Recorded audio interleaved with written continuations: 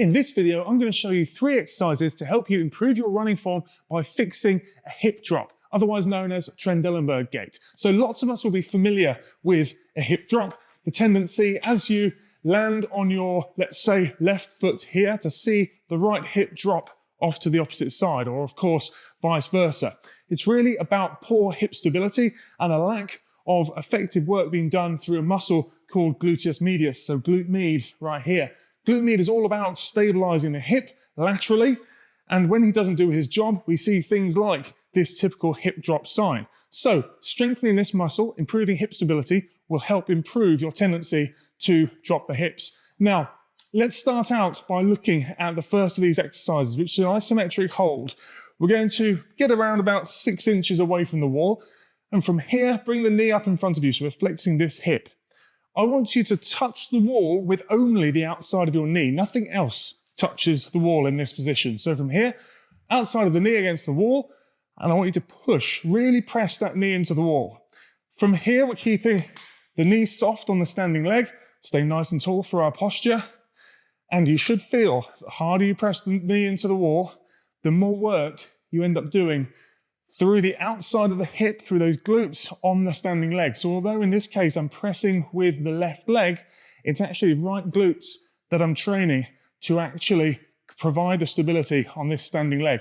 And we stand and hold this press, really maintain this for 30 to 60 seconds on each side, 3 times through. That's going to help you build strength and stability and learn how to engage glute med on that standing leg. Now in this static position, it's a good start point, but from there we can take that into a more dynamic exercise where we're starting to actually work through the range of motion that we're looking to control on the standing hip. So this next exercise is a hip drop exercise, and we can either do this with a bent knee or with a straight leg, but I find it easier with a straight leg off the edge of a step because it gives you somewhere to drop that straight leg down to further than or lower than the height of the standing leg. So we're going to start out nice and upright, nice and tall, pelvis nice and level. I want you to picture where you can even put your hands around your pelvis to get an idea of pelvic level. Keeping this knee stiff, okay, not locked out, but we're not squatting up and down on this knee. Keeping this knee stiff, we're going to allow that hip drop to happen.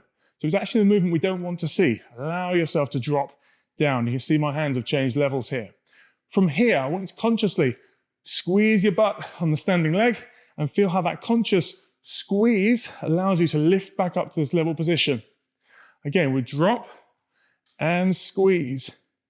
Drop and squeeze back up. Again, it's all about consciously engaging through glute med, but also working over time to improve your balance.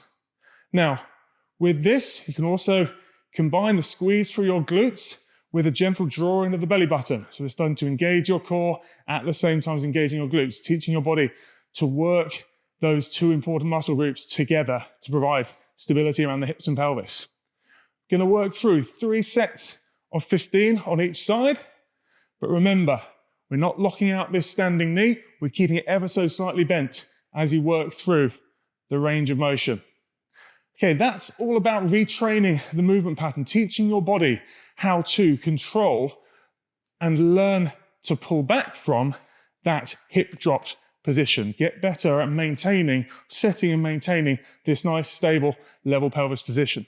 You don't need a box for that necessarily. This is why sometimes I do teach it with a bent knee, because if you're working with a bent knee, you've got the clearance to do that without needing to drop the foot effectively lower than the standing foot. Okay, now the third of these exercises, if we're starting out with the isometric exercise, learning to switch on your glutes, then learning to teach the body to work through range of motion and control that range of motion. The third is all about building strength, and this is a toughie. So we're going to start out in a modified side plank position. So instead of being typical side plank here, I want you to bend the knee on the downward leg, so the leg that's on the floor, and it's just the outside of the knee that's going to touch the ground as we come up into this side plank position here. So it's a bent knee side plank. Now from here, I want you to lift up to 90 degrees or up to parallel with the ground with the top leg. We're going to hold this for 10 seconds. and then come back down and down.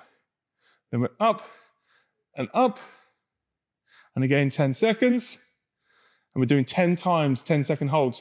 Now, in this position, with the bent knee, it puts far more emphasis on your glutes than your core, as you would feel with a typical side plank exercise. And then holding this leg up against gravity, again, glutes on this side having to work really hard. So it's a good kind of double whammy type exercise. So 10 times 10-second holds on each side. Now, if you want to, again, really work on engaging those glutes before you start running, I'd actually suggest checking out a video that I posted here very recently on the channel, which talks about a glute activation warm-up sequence that you can do to really get those butt muscles working before your run.